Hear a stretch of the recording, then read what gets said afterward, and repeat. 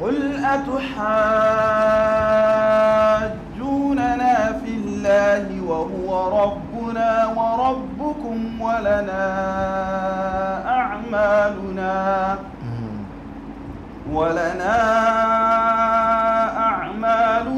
ولكم أعمالكم ونحن له مخلصون. نعم. معنا نحج حياة جعنا تبصرة عن كل ضلال، عادتنا بضع رسالات تحمل نورا للأجيال. معنا نحج حياة جعنا تبصرة عن كل ضلال، عادتنا بضع رسالات تحمل. أعوذ بالله من الشيطان الرجيم. بسم الله الرحمن الرحيم. إن الحمد لله نحمده ونستعينه ونستغفره ونعوذ بالله من شرور أنفسنا ومن سيئات أعمالنا. من يهده الله فلا مضل له ومن يضلل فلا هادي له، وأشهد أن لا إله إلا الله وحده لا شريك له، وأشهد أن محمدا عبده ورسوله صلى الله عليه وعلى آله وصحبه ومن تبعهم بإحسان إلى يوم الدين. اللهم لا سهل إلا ما جعلته سهلا وأنت تجعل الحزن إذا شئت سهلا. bayan haka ina muku gaisuwa ta addinin musulunci, assalamu alaikum wa rahmatullahi wa barakatuh. Muna karewa Allah subhanahu wa ta'ala godiya da ya kama wannan rana mai albarka, ranar juma'a 23 ga watan muharram shekara ta 1447 bayan hijira annabi Muhammad sallallahu alaihi wasallam daga Makka zuwa Madina, wanda ya daidai da 18 ga watan 7 shekara ta 2025 miladiya. Ba don komai ba sai don ci gaba da karatunmu na tafsiri alkur'ani mai girma a wannan masallaci mai albarka, masallacin cikin kan na jandarmeri a unguwar Yantala, babban birnin Yamai, jamhuriyar Nijar. Wannan kuma shine darasinmu na 32 a cikin suratul baqara, kuma darasi na 30 daidai. Muna fatan Allah subhanahu wa ta'ala ya mana jagoranci. Wannan wato a wancan sati idan ba a manta ba mun tsaya a ƙarshen aya ta 140 ko mun karanta aya ta 139 ko, to amma za mu maimaita aya ta 139 sai mu shiga aya ta 140. muna fatan Allah subhanahu wa ta'ala ya mana jagoranci. Yau insha Allah muna tare da liman, shine zai karanta mana ayoyi saboda uzuri da malam Nasir ya samu. To muna fatan Allah ya mana jagora ga baki daya. Allah subhanahu wa ta'ala ya ce qul atuhajjuna fillahi. أعوذ بالله من الشيطان الرجيم. نعم. قل أتحاجوننا في الله وهو ربنا وربكم ولنا أعمالنا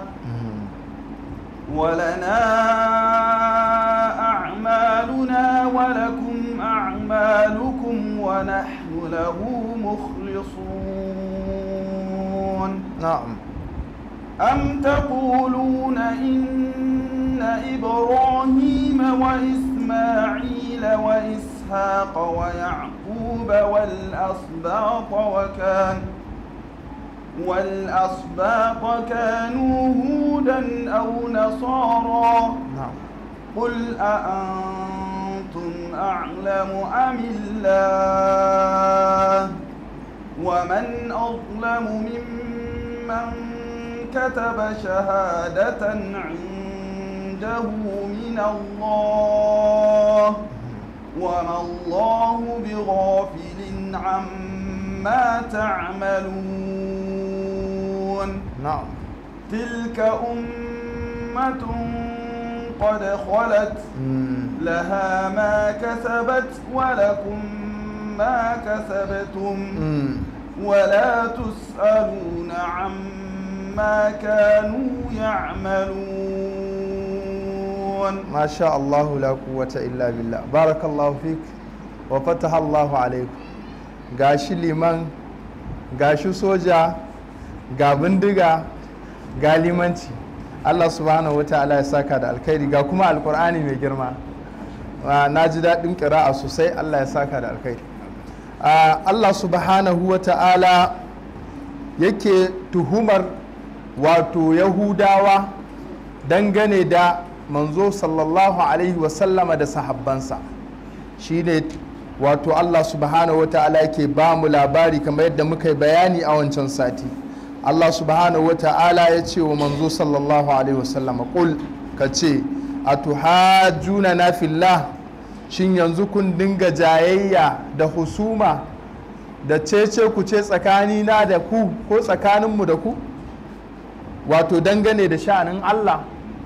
Mu mun kaɗaita Allah subhanahu wa ta'ala, ku kun wato yi wa Allah kishiya, mu mun bi umarnin Allah, ku kun bi saɓan Allah subhanahu wa ta'ala, mu mun bi dokokin Allah, ku kun saɓa ma umarnin Allah da dokokin Allah. Kuma duk da haka sai ku yi ta musu da mu, duk da haka sai ku dinga gaya mana maganganu na fifiko, kuna nuna Allah naku ne shi kadai, ku 'yan gatan Allah ne.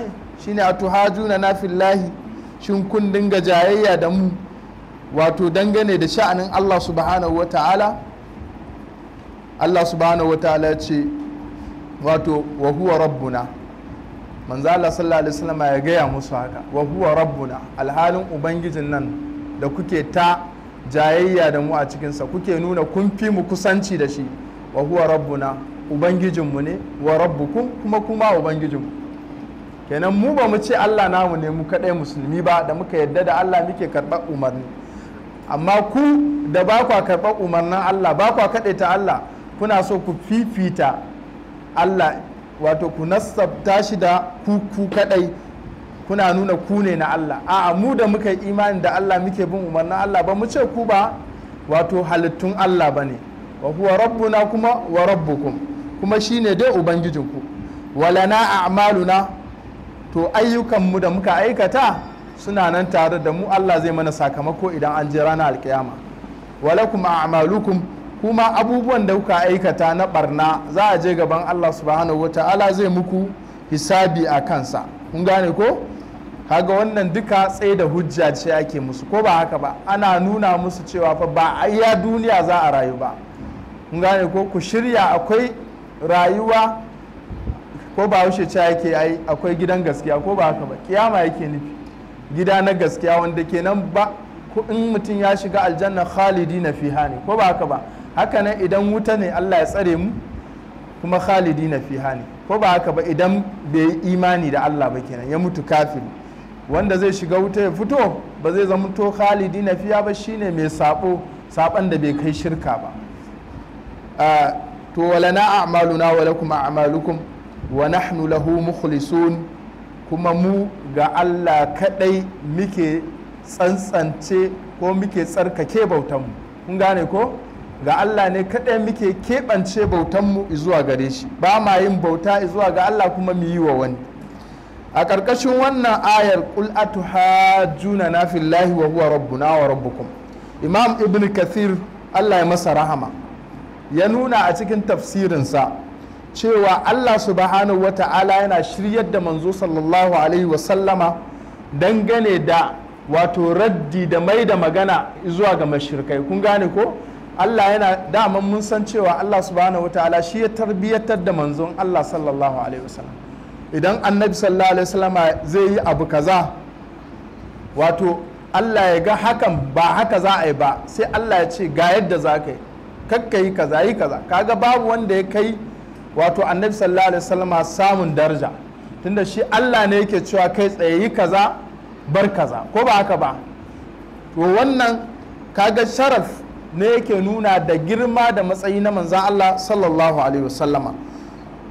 Sai yake cewa Allah ya gaya masa wato dangane qul atuhajjuna fillahi, yake cewa ai atanaziruna fi tauhidillah, fi tauhidillah, shin za ku yi jayayya da mu, za ku wato yi muƙabala da mu ko tattaunawa da mu, kun gane ko husuma da mu a cikin sha'anin Allah, wato cikin kaɗaita Allah. Mu mun ce Allah shi kaɗai ne, ba shi da abokin tarayya, kuma shi kaɗai ya cancanta a bautatawa. Kun ce Allah yana da wato kishiyoyi, akwai wasu ababen bauta tare da Allah. Aka si kenan, kamar yadda Imam Ibn Kathir ya kawo anan, ya ce wal ikhlasu lahu wa inqiyadu lahu. Mu musulmai, mu muminai, kun gane ko, mun kadaita Allah, mun mika wuya zuwa ga Allah subhanahu wata'ala, mun keɓance shi da bauta, kun gane ko, wahdahu shi kadai, la sharika lahu, kuma ba ma haɗa Allah tare da wani a wajen bauta, ko ba haka ba. Shi yasa ya ce walana a'maluna wa lakum a'malukum, sai ce ai nahnu bura'a'un minkum. Mu din, shi Imamu Ibn Kathir ya fassara shi da nahnu, kenan walana a'maluna wa lakum a'malukum, wato nahnu bura'a'un minkum. Mu din mun barranta da ku, ba mu ba ku, domin addinin mu daban, naku daban. Allah ma ce lakum dinukum waliyaddin, yace wala antum abiduna ma a'bud, ko wala ana abidun ma abattum. Ka gani, to shine ma'anar walana a'maluna wa lakum a'malukum. Ku din wato kuna da ayyukanku, kun gane ko, wanda yake na kafirci ne. Walana a'maluna, mu kuma muna da irin ayyukanmu na kadaita Allah. Wannan fassara daga cikin manya-manyan malaman tafsiri Ibn Kathir kenan. Yace wa antum bura'a'un minna, kuma kun barranta da mu, kenan mun barranta da ku, kun barranta da mu, kowa addininsa daban, ko ba haka ba. Mu addinin mu shine addinin kadaita Allah, ku kuma addinin ku shine addinin yi wa Allah kishiya, kenan ba mu ba ku. Kama kala Ibn Kathir ya ce kama kala fi ayatin ukhra, ko wato kuma yadda Allah ya kawo irin wannan ayar a wasu ayoyi daban-daban. Daga cikin ayoyin da malam ya kawo ce Allah subhanahu wataala ya ce wa in kadzabuka, Allah yana gaya wa manzo sallallahu alaihi wasallam, kenan wa in kadzabuka fa qul li amali wa lakum amalukum, kenan idan sun karyata ka, to ka ce da su me, fa qul, wato ka ce da su li amali, ni ina da irin aiki na. Wani irin aiki ne na manzo sallallahu alaihi wasallam? Shine aikin tauhidi, ko ba haka, kadaita Allah subhanahu wataala. Walakum amalukum, kuma kuna da irin ayyukanku na bautar gumaka da shirkoki, ko ba haka ba. To haka sannan Allah ya ce antum bari'una mimma a'malu wa ana bari'un mimma ta'malun. Kaga ni din ina barranta dangane da abin da kuke bautatawa na gumaka, ko ba haka ba. Hakanan kuma kuna barranta daga abin da ni nake bautatawa, shine Allah subhanahu wata'ala shi kadai, ko ba haka ba. To ni ina barranta da abin da kuke bautatawa na gumakanku, kuma kuna barranta da abin da nake bautatawa, shine Allah shi kadai.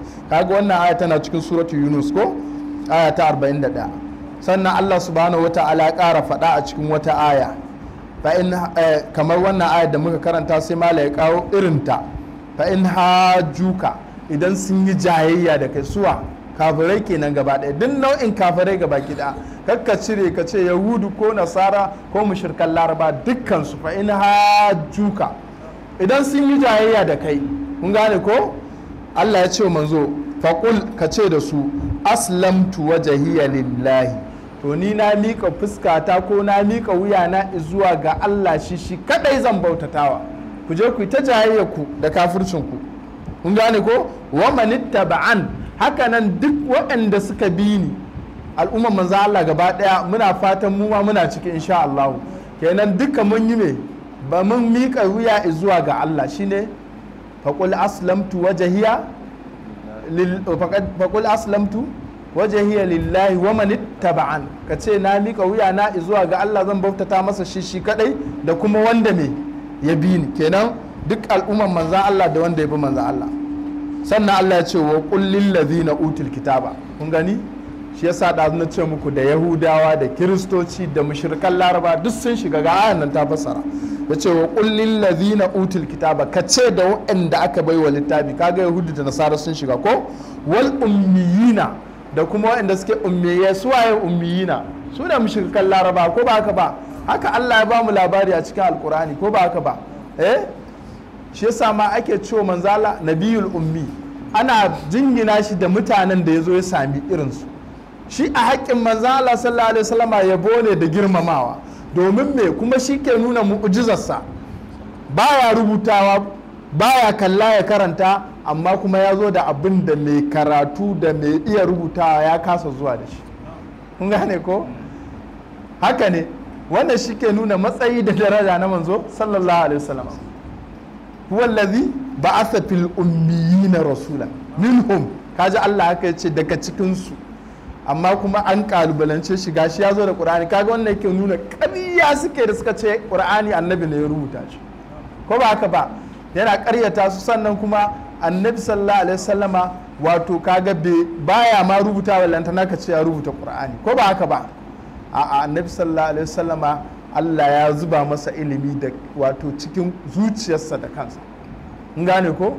Sannan Allah ya bashi fasahan magana, in ya faɗi magana jimla ɗaya sai a yi littafi guda ana ta sharhi saboda fasaha. Shine me ake ce masa jawami'il kalim, in gane ko? Allah ya bashi wato magana wacce take kaɗan ta zama littafi. Yanzu akwai hadisin nan da manzo Allah sallallahu alaihi wasallam yake cewa da wani ya tambaye shi me zai mai wasiya, sai ce la taghdab, kada kai fushi, ko ba haka ba? Faraddada miraran, shi wannan ya ce a mai wasiya an ce kada kai fushi, la taghdab. Sai yake ganin abin wasiya ai ana bukata a taima wa'azi ko a taima bayani, sai an ce mai la taghdab.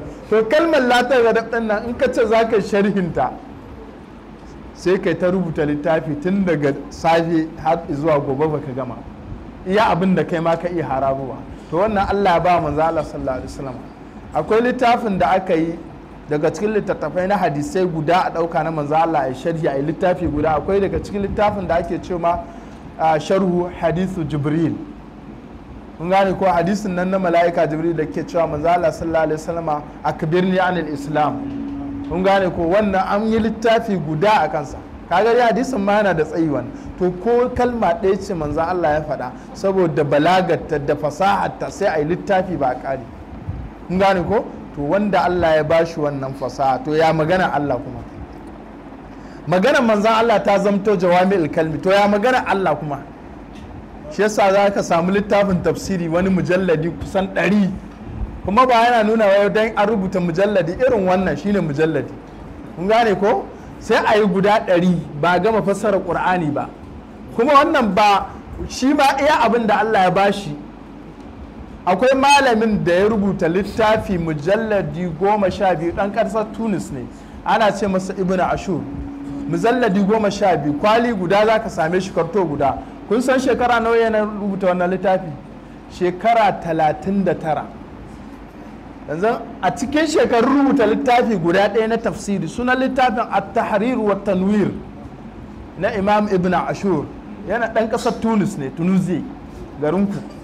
Kun gane ko? Da ya shekara 39 yana rubuta tafsirin, bolin 12 manya-manya sun fi wannan guda 12, kuma shi ma iya abin da ya ba da ƙarfi a gurin wannan, ya ba da ƙarfi ne wajen kulawa da balaga ta alƙur'ani da kuma usuli, kun gane ko? Da munasaba tsakanin aya da aya, wannan ayar da ita da ayar kusa da ita tana da alhaka, kawai abin da ya fi ba wa ƙarfi kenan, ba ma wai sauran. Kowane malamin tafsiri yana da abin da ya fi ba wa ƙarfi.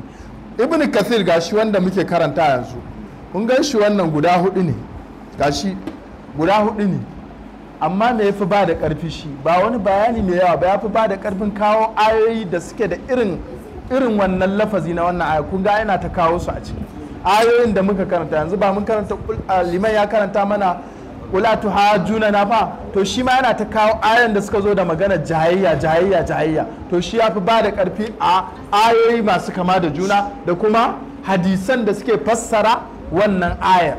Kowane malamin tafsiri, Ibn Jarir Tabari Sheikhul Mufassirin, kun gane ko? Mujalladi ina ga kusan 20 ne ko ya fi 20, Allahu alam, ban san bidabt ne mujalladan Jarir Tabari ba. Babu tafsirin da aka yi kamar sa, kun gane ko? Shine ma suke kira da Sheikhul Mufassirin, babban malamin tafsiri. Shi kuma yana kawo ruwayoyi kowane iri, har da na 'yan shi'a, duk wanda ya fassara littafin Allah da wato aya zai kawo asar ɗin zai kawo a ƙarshe sai ya faɗi ra'ayinsa tunda shi malami ne na sunna na Allah sai ya faɗi ga abin da aya shi ya fahimta take nufi. To haka nan in ka koma tafsirai a wannan zamanin namu ga su Sheikh abin nan Muhammad Gumi, Abubakar Muhammad Gumi yana da littafin Raddul Azhan, ko ba haka ba, ila ma'anil Qur'an, dawo da kwakwale zuwa ga ma'anar alkur'ani, a dawo da kwakwalwa kan daidai ta fahimci alkur'ani.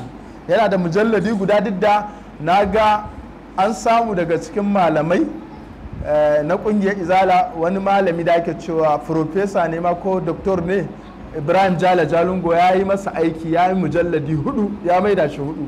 Shi wannan Raddul Azhan na Sheikh Abubakar Gumi an maida shi bolin guda 4 manya-manya. To duka dai wannan duk ba dan komai ba, ga kuma littafi da nake yawan amfani da shi na Jalaluddin Suyuti da Jalaluddin Muhalla. Malamai ne guda biyu, malami da ɗalibinsa ne. Malami ya yi izifi 30 ya mutu, Allah ya karɓi rayuwarsa, sai ɗalibinsa ya ƙarasa shi. Kun gani, ɗalibi ya yi rabi, malami ya yi rabi, ɗalibi ya cika shewa malaminsa, haka kuma ake so. To shine tafsirin Jalalaini, Jalalaini kamar guda biyu kenan, Jalalai guda biyu kenan, manyan malamai guda biyu, Jalaluddin Suyuti da Jalaluddin Muhalli, Allah ya musu rahama, ko Jalaluddin Muhalli afwan. To wannan kaga kowane shi kuma abin da ya fi amfani da shi ma'anil kalimatul Qur'an, kun gane ko, sai kuma ba a rasa ya kawo lafuza, ya kawo abin kai wani abu da ya shafi kamar asar na sababin saukar aya, kun gane ko kuma ya kawo ƙira'a, amma dai a takaice ne. Kuma idan mutum yana so ya koyi tafsiri wato a farkon bidaya, to ya nemi irin waɗannan littattafai irin su Jalalaini da tafsiri Jalalaini, kun gane ko. To duka fa ana yi ba don komai ba, don me a fahimci littafin Allah. Wannan a gabana kun ga yana amfani da shi ko, shi kuma yana tattauna hadisai ne na asbabun nuzul, asabuba, wato aya ta sauka, me ya sababin saukar wannan aya, shi ma guda 3 ne. Wannan na farko ne, akwai 2 suna can. To wannan kawai zai duba maka aya ta sauka, me dalilin saukarta, me ya faru aka saukarta, kamar yadda yanzu in Allah ya yarda a karatu na gaba da a karatun da liman zai karanta mana za mu yi amfani da shi, sababin saukar wasu ayoyi, dan ba kowace aya bace take da sababin sauka, kun gane ko. Sannan sababin saukan nan wani ya inganta wani bai inganta ba. To duka wannan littafi mai suna al-isti'ab fi bayanil asbab yana bayani kuma yana kawo takharijin a hadisan sun inganta ko ba su inganta ba. Sunan shi al-isti'ab fi bayanil asbab. Ga wani da ku gani shi kuma amfaninsa shi kuma guda 2 ne. Shi kuma na babban malami, Allah ya masa rahama, yana ga bai fi shekara 2 da rasuwa ba, malami ne na ƙasar Saudiya, ana cewa da shi Sheikh Muhammad Aliyu Sabuni. Shi kuma me yake tattaunawa, za ku ga ina amfani da shi wajen ahkam, duk ayar da take da hukunci na ibada, kun gane ko, haram ko halal a cikinta, to za ku ga wannan littafin muke, ko me hukuncin kaza, da wannan littafin muke amfani. Shi kuma wannan za ku gani gashi na as'ilatul Qur'anil Majid ko wa ajwibatiha, tambayoyi ne guda 1236, wanda ko masu makiya Allah, wanda akwai matsala a cikin zukatansu kamar Yahudawa da mushrikai da duk wanda yake mugun nufi da addinin musulunci zai iya jeho tambaya, kun gane ko, wacce za ta rikita ka dangane da ayoyin Qur'ani, ya hada maka ayoyi karo ko kuma ya hada maka hadisan manzan Allah kaga kamar sun ci karo, to ana ake warwarewa, kun gane ko. Duk wata aya da kake ganin ko ta yi wannan ya ɗauko wannan aya zai buga da wannan, ayoyin alkur'ani ba sa cin karo da juna, ko kuma ayoyin qur'ani ba sa cin karo da hadisan manzo Allah sallallahu alaihi wasallam sahihai. To wannan littafi na As'ilatul Qur'anil Majid shi kuma yana warware maka wannan matsala.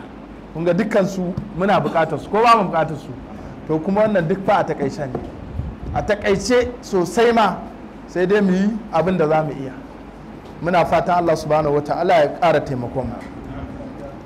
Yawa sai wato mala ya ci gaba da kawo ayoyi masu kama da juna, ya ce ya kawo aya cikin surat Ali Imran da Allah yake cewa fa in hajjuka faqul aslamtu wajhiya lillahi wa man ittaba'an wa qul lil ladhina utul kitaba wal ummiyina aslamtu, kace da waɗanda aka bai wa littafi yahudu da nasara kenan ko wal ummiyina da waɗanda ba su iya karatu ba su iya rubutu ba, su ne suwa larabawa mushrikai waɗanda manzan Allah sallallahu alaihi wasallam ya zo ya tarar, to kace da su a aslamtum, gane ko shin za ku musulunta, za ku mika wuya ne zuwa ga Allah? ku zo ku musulunta mana. Fa in aslamu, to idan sun zo din sun karbi da'awarka ya rasulullah, kun gane ko faqad ihtadaw, to sun shi hakika sun shirya. Duk wanda aka ce zo ga musulunci ya karba, in ya karba ya shirya ko bai shirya ba, to Allah da kansa ya ce faqad ihtadaw. Fa in aslamu faqad ihtadaw, idan sun mika wuya sun musulunta to hakika sun shirya. Amma wa in tawallau, idan suka juya baya suka ki karban musulunci, fa inna ma alaikal balag, to kai manzo Allah sallallahu alaihi wasallam kadai abin da ake bukata gare ka ka isar da sako. Shiryawa ba a hannunka take ba, ko ba haka ba? Allah ya ce laisa alaika hudahun walakin Allah yahdi man yasha, innaka la tahdi man ahbabta walakin Allah yahdi man yasha. Shiryawa a hannun Allah take. Abin da yake hannun manzan Allah sallallahu alaihi wasallama da mabiyi manzo ya isar da sako. Mu dinnan da kuke gani kawai iyakacin mu faɗa Allah ya ce manzo ya ce kaza halal ne kaza haramun ne, wa yake shiryawa? Allah subhanahu wataala. Allah ya shiryar da mu gaba ki da.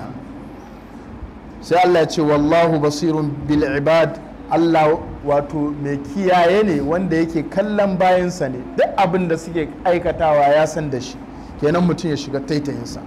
A wata ayar Allah subhanahu wa ta'ala yake faɗa wa hajjahu qaumu, wa kenan annabi Ibrahim yake ba da labari, wato annabi Ibrahim wato jama'arsa, al'ummarsa, mutanensa sun yi jayayya da shi, kun gane ko? Qala atuhajjuni fillah, annabi Ibrahim ya ce shin yanzu kun yi jayayya da ni dangane da sha'anin Allah? Ni fa kadaita Allah nake, ni fa kira nake ku zo mu taru mu kadaita Allah. Wa qad hadan, yace kuma bayan hakika Allah ya shiryar da ni, na gane hanyar gaskiya, ku kuna fagamniya, kuna cikin makanta, kuna duhu, amma za ku ce za ku yi jayayya da ni da na gane gaskiya na bi Allah, kuma ku zo kuna, kun ga irin waccan aya ce ko qul atuhajuna fillahi wa huwa rabbuna, duka da yana ta kawo maka ayoyi irin su. Wala akhafu, annabi Ibrahim ya ce wala akhafu ma tushrikuna bihi illa ayyasha rabbi shay'a. Kaga duka raddi ne yake cewa ba na tsoron abin da kuke shirka da shi, waɗannan gumakan naku ba na tsoron su, Allah kaɗai nake tsoro, kun gane ko? Allah shi kaɗai nake tsoro. wasi'a rabbi kulla shay'in ilma, wato Allah subhanahu wa ta'ala ya yalwata ga Allah subhanahu wa ta'ala ya san komai, duk abin da ka san. Allah ya ce wala yuhituna bi shay'in min ilmi, kenan Allah wallahu bima ta'maluna basir, kenan Allah ya san komai. Sannan sai ya ce afala tatadhakkarun, shin ba za ku yi tunani ba, ba za ku hankalta ba ku ba Allah? To kaga duka waɗannan ayoyi suna nuna mai jayayya tsakanin annabawa da mushrikai, tsayayya tsakanin annabawa da waɗanda ba su imani ba. A wata aya Allah ya ce cikin suratul baqara alam tara ila allazi hajja ibrahima fi rabbih an atahu Allahu mulka, ko ba haka ba? Shin baka gani bane a cikin suratul baqara Allah yake kawo mana hikaya annabi Ibrahim da wanda ya jayayya da shi cikin sha'anin ubangiji, mun gane ko? Annabi Ibrahim yake cewa ka zo ko ku zo a bautata ma Allah subhanahu wa ta'ala wanda yake kashewa yake raya, mun gane ko? Rabbi yake ce a kala Ibrahima rabbi uhi wa yumit, ko ba haka ba? Yake cewa ubangiji na yana kashewa yana rayawa. Sai shi wancan dan ta'adda mai musu da annabi Ibrahim alaihi salam ya ce kala ana uhi wa umit, ni ma ina kashewa ina raya. Haka ya ce, ya suka yi malaman tafsiri suka ce sai ya je gidan kaso, gidan maza, kun gane ko? Wato ya ɗauko gidan wato me ake ce masa da kowa ya gane, kun gane ko? Gidan bursun da gidan kaso ya je prison ko sai ya je ɗauko wani wanda ya yi laifin da ya cancanta a kashe shi, kun gane ko, ya ɗauko kuma wani wanda wato bai cancanta a kashe shi ba, kun gane ko, sai ya kashe wannan wanda bai cancanta a kashen ba, ya bar wannan mujirmin da ya cancanta, ya ce ni ma gashi na raya na kashe, sai aka yi tafi ana ganin ya cinye annabi Ibrahim a.s. sai wawaye suka yi iyo suka ce gashi kuwa ya ba da hujja, ko ba haka ba, annabi Ibrahim sai ya gane to ba zai yi jayayya da shi a nan bangaren ba, sai aka tafi gaba, ya ce ubangiji na yana fito da rana daga yamma, gabas afwan ta faɗi yamma ko, kai kuma fa'ati biha min al-maghribi, kai kuma fito da ita daga yamman ta faɗi gabas, kun gane ko? Na'am, bismillah. ألم تر إلى الذي حاج إبراهيم في ربه أن آتاه الله الملك نعم إذ قال إبراهيم ربي الذي يحيي ويميت قال أنا أحيي وأميت نعم قال إبراهيم فإن الله يأتي بالشمس من المشرق فأت بها من المغرب فبهت الذي كفر والله لا يهدي القوم الظالمين. بارك الله فيك. kun gani imam ya janyo aya ga baki ɗayanta. Allah subhanahu wa ta'ala yake jan hankalin muminai, shin ba ku ga wannan ba, alam tara ila allazi hajja Ibrahim fi rabbihi, shin ba ku ga wannan wanda yake jayayya da ubangijinsa ba cikin sha'anin ubangijinsa, wato cewa Allah ɗaya ne, shi annabi Ibrahim yana cewa Allah ɗaya ne, shi wannan yana cewa a'a Allah ba guda bane ba, shine abin da ake so a gaya maka. Don annabi Ibrahim ya kafa masa hujja sai ce rabbi uhi wa umit, ubangiji na yana kashewa yana rayawa, shi ma sai wancan ya ce ana uhi wa umit, kun gane. To annabi na kawo muku isa ba sai na maimaita muku ba, annabi Ibrahim tun da ya ga nan gurin ba gurin mutanen da kafin ya fahimtar da wayannan mutanen zai sha wahala, sai ce rabbi qala ana uhi wa umit qala ana uhi wa umit qala Ibrahim fa inna Allah, sai ce Ibrahim alayhi salam sai ce fa inna Allah, lalle Allah ubangiji na wanda ake kadaita da bauta, ya tibi shamsi min al-mashriq, yana bullo da rana daga mashriq, mahudatta. Ina ne mashriq? Gabas ko? Nan ne gabas ko? To tana fitowa daga gabas kuma ta faɗi me? Maghrib ko? To kai kuma tunda kai ma Allah ne kana kashewa kana raya ko? To yanzu in ka isa fa'ati biha min al-maghrib, ka fito da ita yanzu ta yamma sai ta faɗi na gabas, kenan anan za mu gane kai ma Allah ne. Me zai faru? Zai ya fa buhita allazi kafar, sai gashi ya faɗi wanda ya kafirce ma Allah ya ji kunya, ya yi kunya. To anan haka ake, idan mutum yana jayayya da kai ka gane cewa bai imani ba, to ba komai kake kawo mai aya ba ko ka ce mai Allah, da hankalin da ya ja ka sai kai ma ka ja da shi, domin shi bai imani ba. Mumini mai imani ake janyo wa aya. Barin ƙara muku ɗaya da isa ta na taɓa ba da ita nan, isar mutumin da suka haɗu da wani wato da'i a jirgi, kun gane ko? Wani da'i ne babba ya haɗu da wani kirista ko mu ce wanda da yake kafiri ba musulmi ba a cikin jirgi. Da'i wato malami mai kira zuwa ga Allah subhanahu wa ta'ala shine da'i, kun gane ko?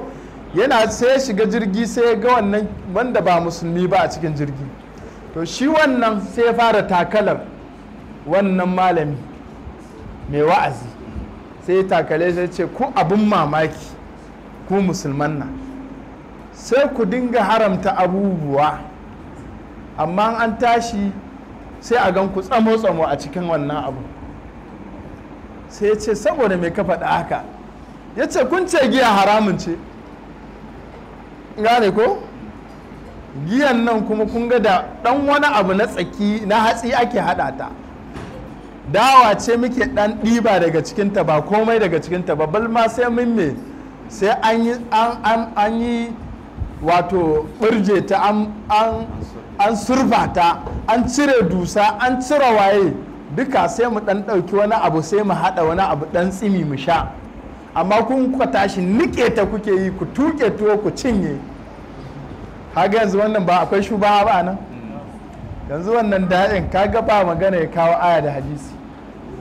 Yanzu da ya gane wannan shaidanin, ko in ce daina ce mai shaidani a lokacin kenan, da ya gane wannan ba yana so ya rikita kwakwalen mutane, sai ce to haka misalin naka yake. To dama wannan mutumin yana da 'ya a cikin wannan jirgi da kuma matarsa, in gane ko?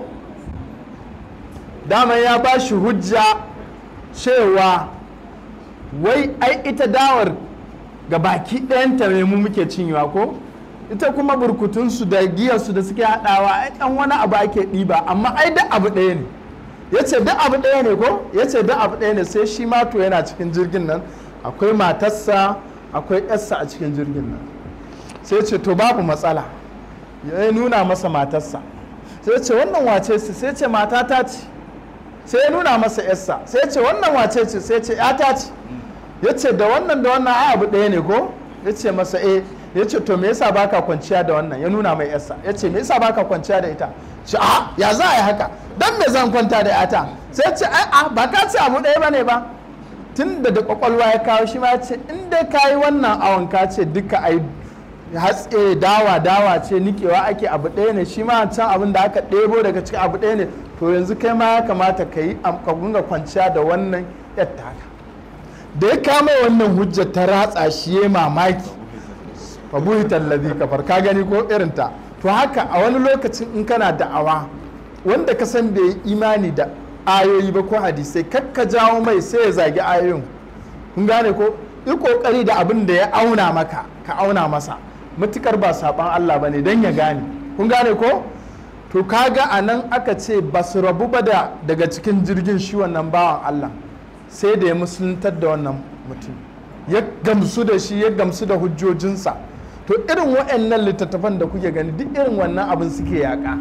Wannan littafin da na kawo muku ɗazu suna kautar da duk wani wanda zai yi tunani ta wata abu mara kyau ya dangana wa nassin alkur'ani ko nassin hadisin manzan Allah ko kuma tunani na musulunci ya dangana shi da wani ɓataccen abu. To irin waɗannan abubuwan dole ka koye su ka iya su a matsayinka na musulmi, kai ma ka kara musulunci a ciki. Ƙarshe dai wannan mai da'awa malamin nan shi ya aure wannan yarinya, kun ga da'awa ta yi kyau. Ƙarshe shi ya auri wannan ya ta mun sun karɓi musulunci, har kuma ya nuna masa yana sha'awar ya ba shi tasa ya aura. Kun ga wannan duka yana daga cikin menene jayayya. In ta kasance akwai nasara a cikinta addini, akwai jayayyar da bata halatta ba, akwai jayayyar da ta halatta. Jayayya matukar dan a tattauna ne a gane gaskiya inda take, ba dan a ƙure mutum ba, to tana da kyau, kun gane ko? Ko kuma dan a bayyana gaskiya wasu su gane, ko da wanda ake jayayyar da shi ba zai gane ba, kun gane ko? Ba dole bane ka tattauna da mutum dole wai sai ka nuna masa ya gamsu da kai. A'a, masu saurare wanda ya sa su a cikin wannan matsala, kai ka yi kokari su gane don su fita, kun gane ko? Shi idan Allah subhanahu wataala ya riga ya fushi da shi ba lalle ya gane ba ya bari, amma waɗannan da suke bin sa akan san Allah da manzansa, ka yi kokari ka haska musu hanya don su gane su rabu da wannan ƙarya su komo zuwa ga gaskiya. Kun ga annabi Ibrahim a.s. bai damu da wancan ba wanda ya jayayya da shi, ya damu da al'umman nan da suka yi mai tafi suka ce da ya ce ana uhi wa umit, ya gwada musu ga yadda ya raya kuma ga yadda ya kashe, ko ba haka ba? Sai ya kyale shi daga kan wannan, sai ya ce to ai gashi ubangiji na yana fito da rana daga gabas ta faɗi yamma ko, to kai ka fito da ita daga yamma ta faɗi gabas. Kaga sai anan sai kunya fa buhital ladhi kafar. To waɗannan ayoyi duka kaga su ne mana bayani akan wato yar uwarsu wanda wato liman ya jawo qul atuhajuna fillahi wa huwa rabbuna wa rabbukum wa lana a'maluna wa lakum a'malukum wa nahnu lahu mukhlisun. Sai Allah subhanahu wata'ala ya ce am taquluna, kun gane ko, ya ci gaba da ba mu labari, am taquluna inna ibrahima ko wa isma'ila, wato ko kuna wato am taquluna ko kuna cewa, ko bal taquluna, am bi ma'ana bal, wasu na kaddara mata am bi ma'ana hal, kun gane ko, shin kuna gai ko kuma bari dai kuna gai, kun gane ko, duka malaman tafsiri sun fassara. kenan am taquluna inna ibrahima, shin ko kuna gai ne ko bari dai kuna gayin cewa ku, dan a tabbatar da maganar su, bal idrabiya suke kiranta, kenan bari dai ku wato yahudawa da kiristoci da duk wani wanda yake baya bin tafarkin Allah subhanahu wataala, kuna cewa inna ibrahima, lalle annabi ibrahim, wa isma'il da annabi isma'il, wa ishaq da annabi ishaq, wa yaqub da annabi yaqub, wal asbat da jikokin annabi yaqub alaihi salam, kanu hudan, kuna cewa ku yahudawa kuna cewa da su ai yahudawa ne su, ai asalin su akan addinin yahudanci suka wato wanzu suka aikata. Au nasara, ko kuma ku nasara kuna cewa wato waɗannan annaba da aka jero tun daga kan annabi ibrahim zuwa ga annabi yaqub da jikokinsa, kuna cewa ai nasarananci suka yi, wato ba addinin musulunci suka yi ba, aƙidan nasarananci suka yi. Allah ya ce kuna faɗan haka, to me yasa kuke faɗan haka? Ƙul, ka ce da su ya rasulallah, a antum a'lamu anillah, shin ku ne mafi sani ko Allah? Wannan maganar da kuke faɗa, shin ku kuka fi sani, ku kuka san abu, wato kuka san waɗannan annabawa da Allah ya turo, ko kuma Allah shine mafi sani? Kaga babu makaza ka ce Allah shine mafi sani, ko ba haka ba, su ba masu sani ba. Shine kul a antum a'lamu amillah, kun gane ko, kul a antum a'lamu amillah, shin ku ne, wato Allah ya ce wa manzo ya ce da su, wato shin ku kuka fi sani ko Allah? Kaga babu makawa za mu ce a'a su ba ma su sani ba, Allah kai ne masani, kun gane ko, Allah kai ka san abin da yake wato ɓoye da abin da yake bayyane, ai Allahu a'lam, wa qad barra'a minhuma Ibrahim, Allah shine mafi sani, kuma annabi Ibrahim ya barranta da su, da shi da zuri'arsa gaba ɗaya da sauran annaba sun barranta daga yahudanci, kuma sun barranta daga nasarananci. Wani addini suka yi? Addinin musulunci, domin Allah ya ce ma kana Ibrahim yahudiyan wala nasraniyan walakin kana hanifan muslima, annabi Ibrahim bai kasance ba yahude ba, kuma bai kasance ba nasare ba. Me ya kasance? Wato ya kasance musulmi wanda yake akan hanya ta kwarai miƙaƙƙen addini wanda babu karkata a cikinsa. Hakanan duka annabawan Allah ba su kasance yahudawa ba, ba su kasance nasarawa ba, kun gane ba, ba su yi nasarananci ba, ba su yi yahudanci ba. Me annabawan Allah suka yi gabaki ɗayansu? Musulunci suka yi, domin shine addini yardadde a gurin Allah. Inna dina inda Allah islam, wato addini yardadde a gurin Allah shine addinin musulunci, kun gane ko? To kaga anan Allah subhanahu wata'ala ya kore wa annabi Ibrahim da annabi Ismail da annabi Ishaq da Yaqub da jikokinsu, duk ya kore musu wani addini wanda yake na yahudanci ko na nasaranci, ko ba haka ba, ya tabbatar musu da me? Addinin musulunci, domin shine addinin da annabawa suka yi gaba da shine. sai Allah subhanahu wata'ala ce wato wa man azlam, wane ne mafi zalunci? ai babu wani mafi zalunci mimman katama shahadatan indahu, wato fiye da wanda ya ɓoye wata shaida wacce take daga gurin Allah. kun ga wannan da yahudawa ake, su suka ɓoye shaida wacce take daga gurin Allah, domin a littattafansu wanda ba a canza ba, kun gane ko, a cikin attaura da injila da zabura, kun gane ko, dukkanin wadda ba a canza ba, akwai tabbatar da tauhidi, akwai tabbatar da addinin musulunci shine addinin Allah, kun gane ko, amma wasu daga cikinsu sun sani. shi yasa Allah ce wa man azlam, babu mafi zalunci mimman katama shahadatan indahu, wato fiye da wanda ya ɓoye shaida daga gurin Allah, ya ɓoye ta, ya san da ita ya ƙi.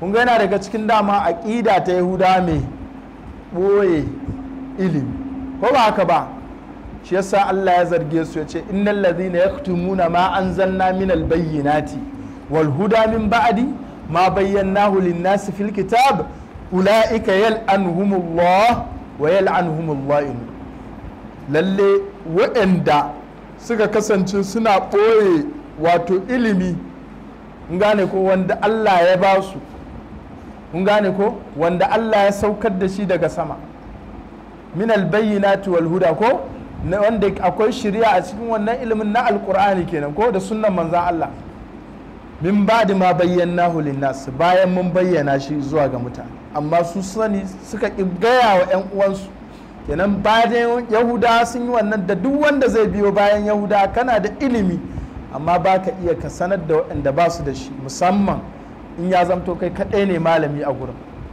idan ka kasance kai kaɗai ne wanda ka sani a guri to wajibi ne ka sanar sai dan kuna da yawa malamai shine bai zama wajibi a kanka ba ya zama fardul kifaya idza qama bihi al-ba'd saqat 'an al-baqin idan wasu suka tashi suna aikata ya saraya gare ka kun gane ko to wannan kaga aqida ce ta Yahuda Allah ya zarge su Allah ya ce ulaika yal'anuhumullah wannan Allah ya tsine musu saboda me boye ilimi da suka yi wa yal'anuhumullah inun kuma masu la'anta cikin mala'iku da mato mutanen kirki duka suna la'antar su Allah ya mana tsari sannan za ku gane cikin suratul baqara can ma kan hizbi Allah ya zargi Yahuda da irin wannan zargi me suke cewa وإذا خلا بعضهم إلى بعض قالوا أتحدثونهم بما فتح الله عليكم ليحاجوكم به عند ربكم أفلا تعقلون idan suka haɗu da 'yan uwansu yahuda masu ilimi masu wato waɗanda suka ɓoye gaskiya wanda in sun haɗu da al'umma ta manzo Allah sallallahu alaihi wasallama sai su ce fa wannan abin da fa kuka yarda da shi gaskiya ne akwai shi a littattafanmu imanin nan da kuka da alkur'ani da manzan Allah sallallahu alaihi wasallama akwai shi ba a cikin attaura akwai shi a cikin injila kun gane ko akwai shi gaskiya ne to in suka haɗu waɗanda ba su yadda a bayyana ba in suka haɗu da ƴan uwansu yahuda sai su ce atuhaddithunahum bima fataha Allahu alaikum shin kuna gaya musu abin da Allah ya muku buɗi na ilimi na gaskiya so kuke in an je gaban Allah su ce muku su tsaye muku da hujja liyuhajjukum bihi inda rabbikum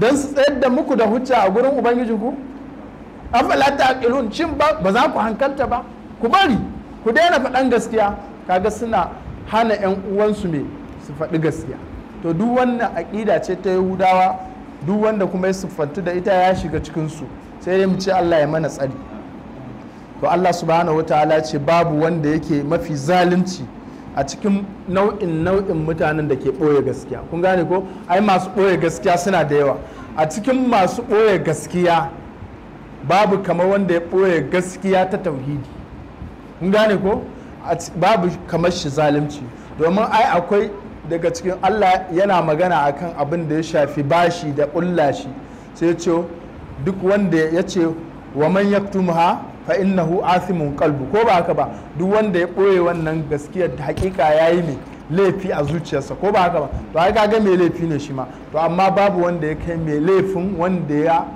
ɓoye gaskiyar da za ta tabbatar da tauhidi kun gane ko shine wa man azlamu mimman mimman katama shahadatan indahu min Allah Allah ya ce wato babu mafi zalunci fiye da wanda ya ɓoye gaskiya wacce take daga gurin Allah wato ya san da ita kuma ya ki bayyana ta Allah ce wa mallahu bi ghafilin amma ta'malun Allah baya rafkana ba rafkanan ne bane ba dangane da abin da kuka kasance kuna aikata kenan duk abin da kuka aikata kun buye kun aikata kun bayyana shi ne Allah ya san da shi kuma zai bada labari kuma zai muku hisabi da shi a ranar alkiyama muna fatan Allah ya mana tsari daga cikin halayya irin ta wa'annan sai Allah subhanahu wa ta'ala ce tilka ummatun qad kalat wa'ancan mutane ne wa'anda suka gabata ko kuma waccan al'umma ce wacce ta gabata ta shuɗe domin su yahuda na lokacin manzan Allah sallallahu alaihi wasallama su ne suke ta bugun kirji da cewa annabi Ibrahim alaihi salam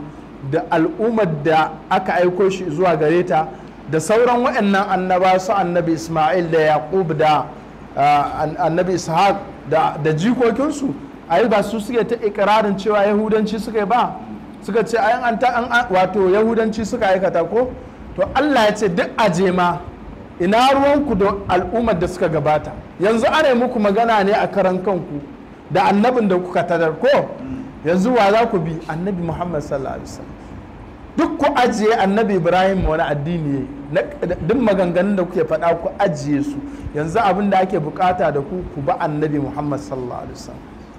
In kun ce ba za ku bi ba, kun dage su annabi Ibrahim kuke ta cewa ba Yahude ne, annabi Ismail ba Yahude ne, ko Isa ko jikokinsu ko Yaqub ko jikokinsa, kuna ta cewa sun yi Yahudanci, to duk ku kyale wannan magana.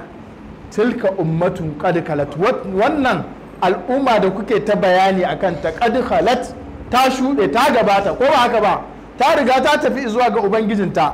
Laha ma kasabat, abin da ta aikata yana nan gare ta, in alkhairi ta aikata me za ta je ta tarar alkhairi, kuma lalle annabawan Allah alkhairi suka yi ko ba haka ba. In kuma sharri suka aikata ma a bakinku, to ku kyale su mana, sun je gaban Allah su girba abin da suka aikata. Kaga wannan duka ana gaya musu magana ne su Yahuda. Laha ma kasabat walakum ma kasabtum, ku kuma na gare ku abin da kuka aikata, na gare ku taurin kanku da kin imani ga Allah da kin yadda da manzon Allah sallallahu alaihi wasallama. Idan an je lahira za a tabbatar muku da wannan abin da kuka aikata, shine walakum ma kasabtum, abin da kuka aikata kuma yana nan tabbace a gare ku, za ku tashi da shi a ranar alkiyama. Kun gane ko? Allah ya ce wala tus'aluna, ba za a tambaye ku ba amma kanu ya'maluna, dangane da abin da suka aikata. Kenan ba za a zo in an zo lahira a ce maka a tambaye ka mai annabi Ibrahim ya aikata, ko mai annabi Ismail ya aikata, ko mai annabi Ishaq ya aikata, mai annabi Yaqub ya aikata, mai jikokinsu irin su annabi Yusuf suka aikata. Ba za a yi maka tambaya a kansa ba, kowa za a mai tambaya akan me abin da ya aikata. Mun gane ko? Allah subhanahu wa ta'ala ya ce me, wa man ya'mal mithqala dharratin khairan yara wa man ya'mal mithqala dharratin sharran yara. Duk abin da ka aikata na alkhairi komai kankantarsa zaka ganshi, hakanan duk abin da ka aikata na sharri komai kankantarsa zaka je ka tadda shi a ranar alkiyama. Kenan maganar kai ta jayayya, kai ta magana, kai ta faɗan maganganu, ka bar wannan magana. Allah subhanahu wa ta'ala ba ruwansa da abin da wani ya aikata, domin me wala taziru waziratun wuzra ukhra, kowa za a tambaye shi ne dangane da abin da ya aikata, ba za a yi maka hisabi dangane da wani abin da ya aikata ba. Shi yasa an kuka duba a hadisan manzo sallallahu alaihi wasallam, annabi sallallahu alaihi wasallam ya kirawo qurayshawa ga baki ɗayansu, ya ce ya ja hankalinsu ya gargaɗe su, ya ce ku yi imani ku bautata ma Allah shi kadai. Ni din nan duk matsayina a gurin Allah ba zan iya amfanan muku da komai a gurin Allah ba. Ba za a je lahira ba ka ce kai ai dan uwan annabi Muhammad sallallahu alaihi wasallam. A'a, ka fanshi kawunan ku fanshi kawunan ku da imani, ko ba haka ba? Haka ya ce musu, ya ce ku bi Allah ku yi imani ku fanshi kawunan ku. Ni ba zan iya amfanar da ku komai a gurin Allah ba, amma a nan duniya an kuna da bukatar wani abu duk da na mallaka na duniya zan iya baku.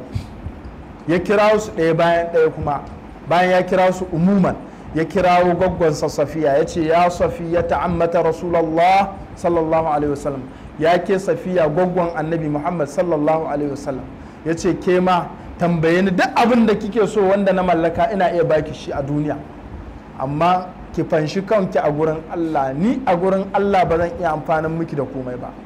Ya kira wasu daban-daban, har ya kira Fatima wadda ya ce tsoka ce daga jikinsa, ya ce ya Fatimata binta Muhammadin sallallahu alaihi wasallam. Haka fa ya kira, don ma ya nuna mata cewa fa a ranar lahira duk tawadu ne na manzan Allah, ai zai iya ce mata ya Fatimatu bintu Rasulillah, amma sai ya kira shi da sunansa ma bai ce Rasulillah. Amma manzan Allah Rasulillahi ne, nabiyullahi ko khairu khalqillah, amma sai dan ya nuna mata katta rudu da babanta ne annabi ne, sai ya ce ya Fatimatu bintu Muhammadin sallallahu alaihi wasallam. mu sai mu ce sallallahu alaihi wasallam, tawadu annabi yayi, bai ma kira kansa da manzon Allah ba dan ya nuna wa yarsa ba a nuna dangantaka a ranar alkiyama, ba gidan duniya ba ne ba ka yi abin da ka ga dama sai ka ce kai dan wane ne, ko haka ba ka nuna alaka kai dan wani ne. wallahi rayuwar lahira daban take. yau wattaqu yawman la tajzi nafsun an nafsin shay'a wala yuqbalu minha adlun wala tanfa'uha shafa'a wala yu'khadhu minha adlun wala hum yunsar. ku ji tsoron ranar nan da Allah yake cewa ranar wani ceto na ƙarya ba zai yi amfani ba. ceton mai ceto a nan ceton kafirai kenan ake korewa, kun gane ko. sannan wani wato fansa ba a fansa, ba ka cin dukiyar al'umma a je a rufe ka sai wani ya je ya ce ya san ka a shige gaba a ce ka yi kwana 3 a gidan kwaso a fito da kai, sauran dukiyar al'umma ba za a kwato ta ba sai a ce ka zauna a gidan kwaso. to su kudin da ka sata fa su shi kenan zaman kaso ya yanke su. a haƙƙin mutane ne, ko mutum an kai shi an ɗaure shi to kudin al'umma kuma a dawo musu da shi, domin ba kudinsa ba ne. zaman shi a gidan kwaso ba zai halatta masa kudinsa ba, ko shekara 100 zai yi. ba a karɓar fansa, ba a biyan beli a ba da wani abu a ce a karɓo wani, kun gane ko. wala tuqbalu minha adlun wala hum yunsun. kuma wani mai ƙarfi a nan gidan duniya an kana da ƙarfi sai a je a danna mai mara ƙarfi ko a karɓo ka, to a can akwai mala'ikun Allah, mala'ika guda ɗaya sai ya juya duniyar gabaki ɗaya, kuma Allah mala'ikunsa ba a san adadinsu ba. can ba wani wanda zai taimake ka a gaban Allah, gaskiyar ka ita za ta taimake ka, kun gane ko. shi yasa manzon Allah ya ce wa na Fatima, tare da cewa shine ya ce fa tsoka ce daga jikinsa, amma ya ce ba zai amfanin mata da komai a gurin Allah ba in ba ta yi imani ba. ta yi imani, duk abin da take so a duniya ya ce ta roƙa zai bata, yana son ta, amma ya ce a gaban Allah ba zai mata amfani ba in ba imani. amfanin mai amfani zai maka amfani ne a gurin Allah in kana da imani, kun gane ko. to a nan gidan duniya duk ma da ka gana wasan kwaikwayo ake yi, kun gane ko. a ta yin wasu shari'a ta banza ta ƙarya, in an je gaban Allah za a yi ta gaskiya. shi yasa idan mutum yana jin ya ga dama ya yi abin da yake so, amma dai akwai mutuwa, akwai kwanciyar kabari, akwai hisabi, akwai wuta, akwai aljanna, ko ba haka ba. Allah ya sa mu dace. Allah subhanahu wa ta'ala ya ce wala tus'aluna amma kanu ya'malun. ba za a tambaye ka ba dangane, ko ba za a tambaye ku ba dangane da abin da waɗancan suka aikata, annabawan Allah da manzannin Allah. kuma ba za a tambaye ku ba abin da fasikai, in an juya magana zuwa ga manzan Allah sallallahu alaihi wasallam, ba za a tambaye ku ba dangane da abin da wato mushrikai da yahudawa da wato nasara suka aikata, da kuma dukkanin wani mujrimi. ba za a tambayi muminai ba dan me wato abin da wani ya aikata. ba za a tambayi kowa dangane da aikin kowa ba, kowa wato sha'aninsa ya ishe shi, kun gane ko. yau mai firrul mar'u min akhi wa ummihi wa abi wa sahibatihi wa bani li kulli imri'in yawma idhin sha'ani yughni. kowanne a ranar alkiyama sha'aninsa ya ishe shi, lamarinka ya ishe ka, ka ji da kanka kawai. Allah ya sa mu dace. sai Allah subhanahu wata'ala ce akwai lokaci.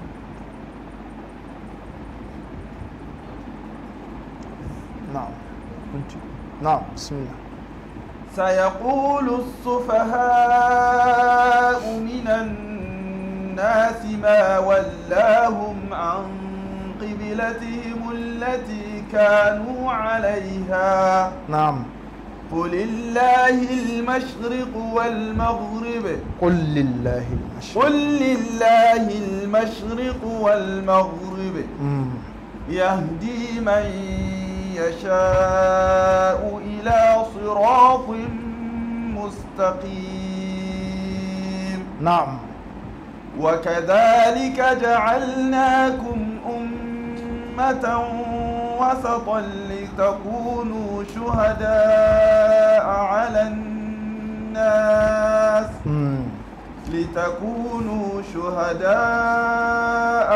الناس ويكون الرسول عليكم شهيدا.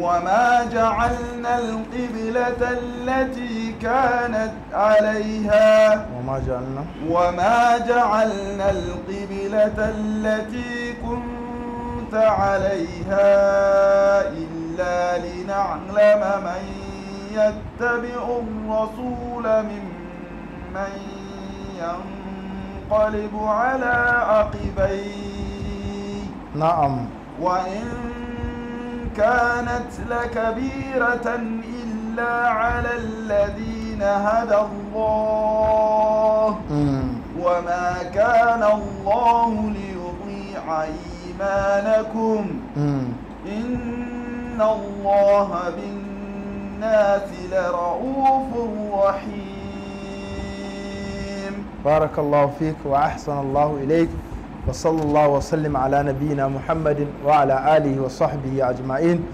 muna wato yi wa Allah subhanahu wa ta'ala godiya wa'annan ayoyi da ya karanta mana a kansu za mu tashi mun zo ayoyi ne wanda suke buƙatar bayanai da yawa da hukunce-hukunce ba mu sani ba iya ayoyin nan ma da ya karanta tafsirin sati mai zuwa ba mu sani ba za mu wuce su ko ba za mu wuce su ba domin akwai asbabun nuzul akwai hukunce-hukunce abubuwa ne da yawa a cikinsu muna fatan Allah subhanahu wa ta'ala ya karɓa ayyukanmu ya gafarta mana kurakuranmu ya sa mun dace kuma ya kuma kare mu daga abin da yake kuskure ne muna fatan Allah subhanahu wa ta'ala ya biya mana bukatunmu na alkhairi ya gyara mana halayenmu ya shiryar da mu shirin addinin musulunci ya kare mu daga haɗawa cikin abin da Allah subhanahu wa ta'ala baya so Allah ya sa mu dace Allah ya mana gamdakatar ya sanya kuma ya nuna mana sati mai zuwa mu zo mu shiga cikin waɗannan ayoyi masu albarka abinda muka faɗa na daidai Allah shi ba mu lada wanda muka yi kuskure ko tuntuɓan harshe Allah subhanahu ta'ala ya gafarta mana Allahumma salli ala Muhammad wa ala ali Muhammad kama sallaita ala Ibrahim wa ala ali Ibrahim innaka Hamidum Majid Allahumma barik ala Muhammadin wa ala ali Muhammad kama barakta ala Ibrahim wa ala ali Ibrahim innaka Hamidum Majid subhanaka Allahumma wa bihamdik ashhadu an la ilaha illa anta nastaghfiruka wa natubu ilaik wassalamu alaikum wa rahmatullahi wa barakatuh.